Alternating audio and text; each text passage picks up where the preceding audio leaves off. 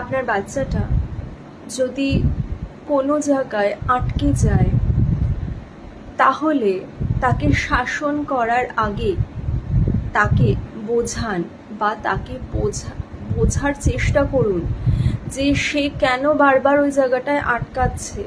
কারণ তার জায়গায় আরও অনেক বাচ্চা সেটা যখন করতে পারছে, কেন সে পারছে না।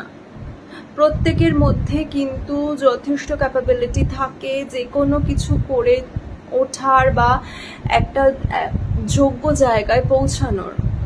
আপনার বাচ্চা যদি সেটা না পেরে থাকে বা কোনো জায়গায় তার অসুবিধা হয়ে থাকে, সেটা জানার চেষ্টা করুন, সেটা বোঝার চেষ্টা করুন। কোনো অসুবিধার জায়গা থেকেও তার ওই ধরনের সমস্যা তৈরি হয়ে যেতে পারে। অসুবিধা মানে মানসিকভাবে কোনো হয়তো একটা সমস্যার জায়গা তৈরি হয়েছে, যার জন্য সে হয়তো আপনার সাথেও শেয়ার করতে পারছে না, নিজেও বুঝতে পারছে না সমস্যাটা কি বা সমস্যাটা কোথায়। সময় দিন। যার দায়িত্ব নেওয়ার জন্য যাকে পৃথিবীতে এনেছেন তাকে সময় দিন। সব কিছুই সবসময় ক্যালকুলেশন করে হয় না।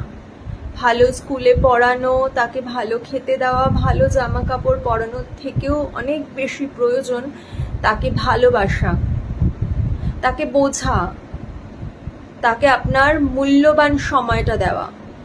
সময়ের থেকে বেশি মূল্য পৃথিবীতে কোনো কিছুতে হতে পারে না। ভালো জামা কাপড়, ভালো স্কুল,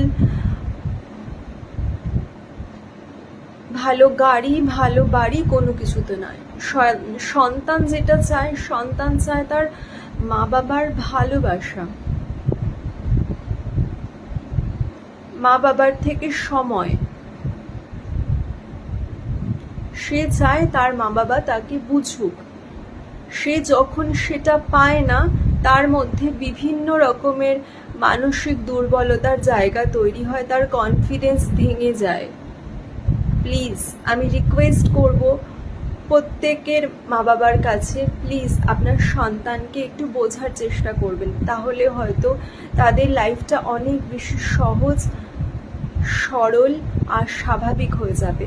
কারণ বাইরে বেরিয়ে কিছু করতে গেলে সেখানে অনেক কম্পিটিশন। অন্তত ঘরে যদি কেউ বোঝার থাকে, তাহলে সেই কম্পিটিশন অনেক সহজ আর অনেক স্বাভাবিক, অনেক ইজি হয়ে যাবে ওদের কাছে। That's it.